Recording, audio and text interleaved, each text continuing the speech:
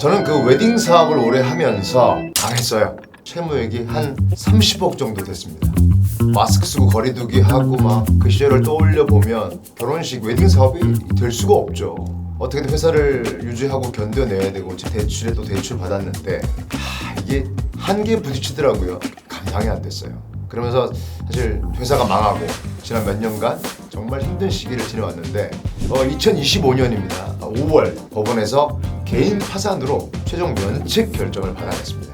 제가 직접 발품 팔아가지고 얻은 살아있는 정보들을 알려드릴 거니까 집중해 주십시오. 결론부터 말씀드리면 소득을 제외한 채무가 자산보다 많은 분들은 개인 회생이나 파산을 하시는 게 무조건 유리합니다. 왜 그런지 한번 들어보세요. 많은 분들이 법원에서 진행하는 개인 회생 그리고 파산과 신용회복위원회의 워크아웃 사이에 고민하고 계실 겁니다. 그런데요, 신용회복위원회는 채무자보다 채권자의 이익을 우선할 수밖에 없다는 사실 알고 계셨습니까? 잘 모르셨죠? 이게 왜 그런지 신복위의 위원회 구성을 한번 살펴보겠습니다. 와, 진짜 작게 되어놨네. 총 15인입니다. 은행연합회, 생명보험협회, 손해보험협회, 여신전문금융업협회, 카드사하고 캐피탈사인 것 같아요. 상호저축은행중앙회, 농협중앙회도 알겠어요. 서민금융진흥원? 여기가 햇살론 담당하는 곳이네요. 여기서 뭔가 좀 이상하지 않으세요? 전부 대출해준 채권자들입니다. 아무리 찾아봐도 채무자의 권익을 대변하는 위원은 단 한 명도 없습니다. 소름 돋죠? 이게 첫 번째 구조적 한계입니다. 신복위는요, 태생부터 채권자들의 협의체인 겁니다. 물론 얼핏 보면 정부기관처럼 보이지만 실제로는 금융사들이 자기들 돈으로 만든 그리고 운영하는 그런 조직이죠. 운영비, 인건비 전부 채권자의 금융사들의 출연금으로 돌아갑니다. 그럼 이 조직이 채무자의 권익을 대변할 수 있을까요? 현실적으로 불가능합니다. 채권자들의 이익을 우선할 수밖에 없습니다. 그럼 여기서 궁금한 게 생기죠. 채권자들은 왜 모여서 굳이 채무 조정을 해주는 걸까? 답은 딱 하나입니다. 채권 회수.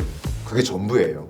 금융사가 제일 무서워하는 게 뭘까요? 당연히 돈을 못 받는 거잖아요. 그래서 연체가 시작되면 법적인 테두리 안에서 가능한 모든 수단으로 채무자를 압박합니다. 전화도 하고 독촉장도 집으로 보내고 심지어 찾아오는 경우도 있고요. 이건 채권자의 당연한 권리고 법으로 인정된 추심 행위입니다. 그런데 딱 이 지점에서 채무자가 둘로 갈립니다. 여력이 있는 채무자는 추심으로 압박을 받으면 무리해서라도 갚을 가능성이 높아집니다.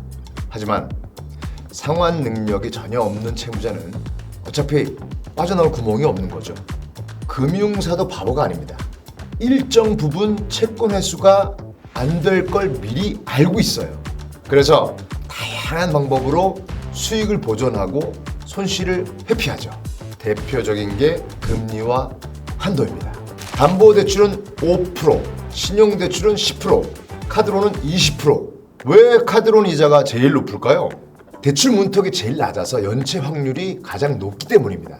금융사는 이미 높은 연체율과 낮은 채권 회수율을 예상하고 그 손실을 금리에 반영해 놓은 거예요. 10명 중 1명이 못 갚을 거야. 그럼 그 손실을 나머지 9명한테 받는 금리에 포함시키자. 이게 금융업의 기본 원리입니다. 바로 여기서 신복위의 역할이 등장합니다. 채무자가 법원으로 가서 개인 회생 혹은 파산을 하면 탕감된 금액만큼 금융사에서는 손실이 생기는 겁니다. 그래서 금융사들은 법원으로 가는 길목에 선택지를 하나 더 만들어 놓는 거예요. 워크아웃을 통해 이자를 좀 깎아주고 상환 기간만 늘려주자. 이렇게 되면 금융사 입장에서는 사실상 대부분의 채권을 회수하는 것이기 때문에 땡큐죠. 신복위는 법원 가기 전 마지막 채권 회수 장치인 겁니다. 제가 두 가지 예시를 들어서 이해하기 쉽게 한번 설명해 드려볼게요. 철수 씨는 35세 직장인입니다. 전세 보증금 1억, 월소득이 300만 원, 총 채무는 5천만 원이에요. 평균 이자율은 15%. 현재 상황을 보면 월 상환액이 약 173만 원, 3년 기준으로 돼 있어요. 자, DSR 총 부채 원리금 상환 비율. 한국은행은 40%가 넘으면 고위험 가구로 분류하고 있습니다. 철수 씨는 DSR 기준으로 57.6%예요. 그럼 고위험군이죠. 아까 40%라고 그랬잖아요. 생활비는 127만 원. 빡빡합니다. 철수 씨가 워크아웃을 신청하면 어떻게 될까요?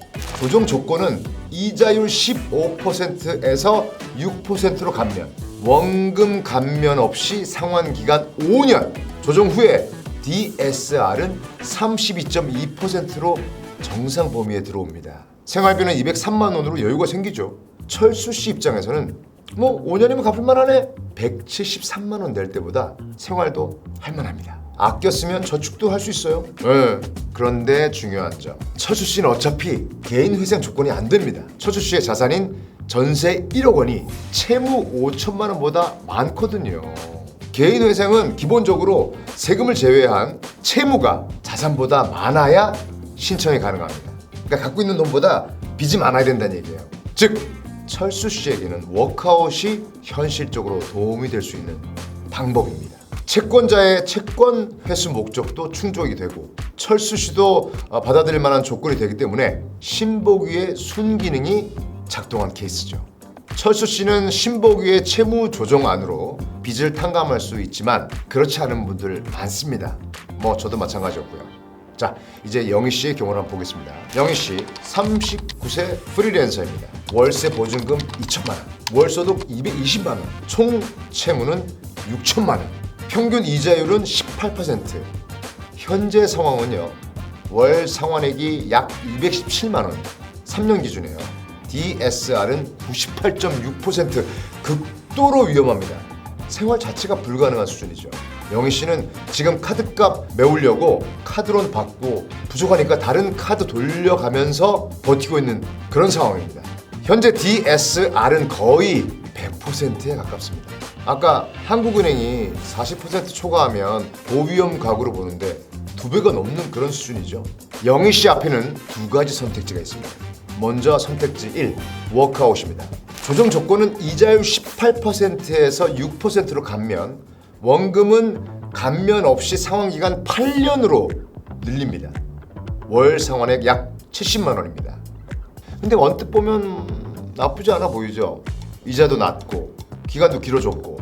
근데 자세히 들여다보면 영희 씨는 8년간 월 150만 원으로 생활하고 70만 원은 전부 빚 갚는 데 써야 할 겁니다. 저축은 불가능하죠.